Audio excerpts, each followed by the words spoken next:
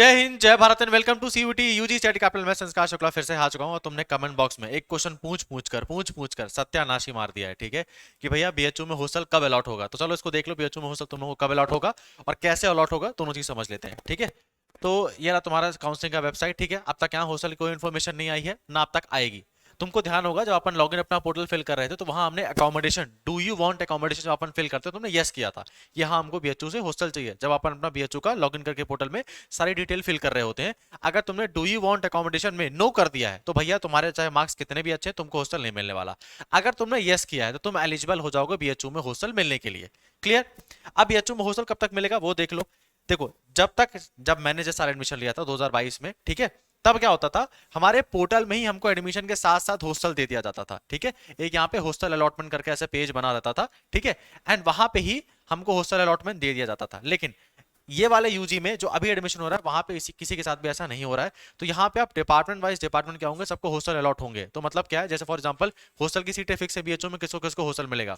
अब क्योंकि पोर्टल से हॉस्टल लोग करा नहीं है तो सारा डिसीजन डीन मैम के पास होता है। जब आप लोग आओगे तो डीन मैम के पास सारी लिस्ट जाएगी और जिनके भी सबसे अच्छे मार्क्स होते हैं, जब मान लो 200 सीटें खाली हैं तो डीन मैम के पास लिस्ट जाएगी 200 सीटों की, जिनको जिनको हॉस्टल देना है वो साइन करेगी, आपके पास ईमेल आएगा, आप अपने डॉक्यूमेंट रेडी करोगे, 4-5 फीस जमा भरा करोगे अपने हॉस्टल की, और वार्डन के पास जाओगे। जो भी हॉस्टल तुमको अलॉट हुआ है, मान लो बिरला अलॉट हुआ है, आचार्य नारायण देव अलॉट हुआ है, जो भी तुमको अलॉट हुआ है हॉस्टल, वहां जाओगे, वार्डन को अपना फीस सबमिट करोगे और अपना हॉस्टल का अलॉटमेंट लेटर सबमिट करोगे, डॉक्यूमेंट सबमिट करोगे, तुमको वो रूम अलॉट कर देंगे। ठीक है, तो अब डिपार्टमेंट वाइज डिपार्टमेंट चीजें अलॉट हो रही हैं। ठीक है, अब ये कब तक अलॉट होंगी सर, तो देखो अभी तो बीएचओ का एडमिशन प्रोसेस ही नहीं खत्म हो पाया है, तो अभी तो बहुत ही मुश्किल है। तो अभी चाहे तुमने पूरी ऑल ओवर इंडिया रैंक 1 भी लाई है, ठीक है, तो भी ध्यान रखना, चाहे तुमने AIR 1 भी लाई है तो तुम समझ जाना अभी बीएचओ अपना, क्योंकि नॉर्मल क्लासेस स्टार्ट कर देगा 4 सितंबर से। ठीक है, 4 सितंबर से फिर बीएचओ को 11 सितंबर तक अपना स्पॉट राउंड निपटाना है।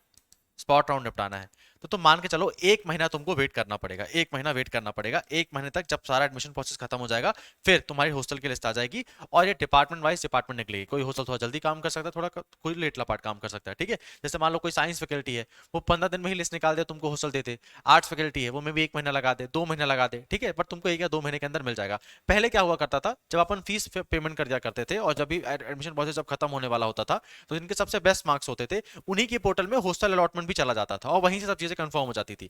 अब क्या है, तुम यहाँ पे आओगे, तुम्हारी क्लास स्टार्ट हो जाएगी, तुम्हारा तुमने हॉस्टल में अकोमोडेशन में यस करके रखा हुआ है और तुम्हारे मार्क्स उतने हैं।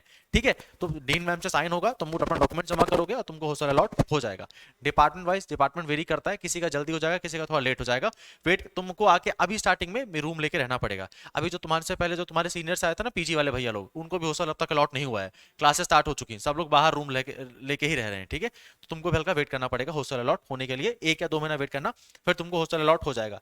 अब एक और चीज समझ जाओ, उसको मैं नेक्स्ट वीडियो में तुमको समझाऊंगा। बीएचयू में सबको हॉस्टल अलॉट नहीं होता है, बीएचयू में हॉस्टल अलॉटमेंट का रूल्स भी बहुत डिफरेंट होते हैं। ठीक है, 80-20% रूल बीएचयू में फॉलो होता है, 20% तुम्हारी दूरी को देखा जाता है, 80% तुम्हारे मार्क्स को देखा जाता है। ठीक है, प्लस तुम्हारी कैटेगरी को भी नोटिस किया जाता है। जैसे फॉर एग्जांपल पीडब्ल्यूडी की कैटेगरी होती है, उनको ऑलमोस्ट सबको हॉस्टल अलॉट हो जाता है और कई सारी चीजें होती हैं हॉस्टल अलॉटमेंट के फैक्टर में, केवल मार्क्स मैटर नहीं करते। उसको मैं तुमको नेक्स्ट वीडियो में समझाऊंगा कि भैया हॉस्टल में कैसे अलॉट होता है, क्या प्रोसेस फॉलो होता है, किन किन लोगों को हॉस्टल मिलेगा, कौन कौन लोग हॉस्टल से मतलब डिस्क्वालीफाई हो जाएंगे। अगर तुमने गलती से अकोमोडेशन को नो कर दिया था, तुम्हारे मार्क्स अच्छे हैं, तो तुम कैसे हॉस्टल के लिए अप्लाई कर सकते हो। और सबसे बेस्ट बात, भैया हॉस्टल में रहना चाहिए या नहीं रहना चाहिए, खाना अच्छा मिलेगा, रूम अच्छा मिलेगा, क्या क्या फैसिलिटी मिलेगी, तुमको जेन्युइन बताएंगे। ठीक है, क्योंकि मैंने भी आचार्य नारायण देव में देखा हुआ है कि कैसे क्या हॉस्टल रहता है। हालांकि बेस्ट ही होता है, बीएचयू जैसा हॉस्टल कहीं नहीं मिलेगा तुमको और बेस्ट है ना। ये हॉस्टल मैनुअल है बीएचयू का, ठीक है, दिखा देता हूँ, नहीं तो विश्वास नहीं करोगे। देखो बीएचयू की वेबसाइट है, Banaras Hindu university hostel manual. ठीक है, इसमें सारी इन्फॉर्मेशन दी हुई है कि बीएचयू में जो जो तुम्हारी कमिटी होती है, कमिटी डिसाइड करती है तुम्हारा सब चीजें। क्योंकि हॉस्टल के वार्डन होते हैं, तुम्हारा जो सिक्योरिटी होता है, खाना के लिए जो कॉन्ट्रैक्ट दिया जाता है लोगों को, क्या क्या खाना बनेगा। ठीक है, ट्यूसडे को छोला भटूरा बनता है, अभी से नोट कर लो।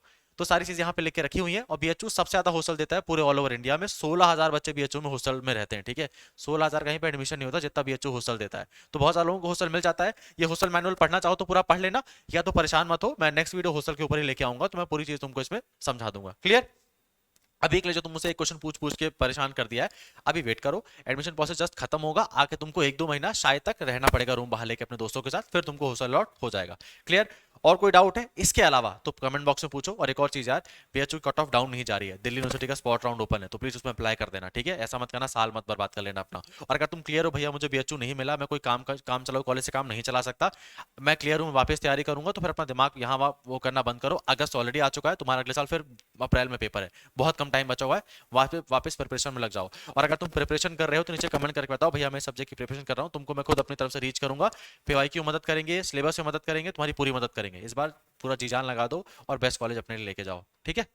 चलो बाय।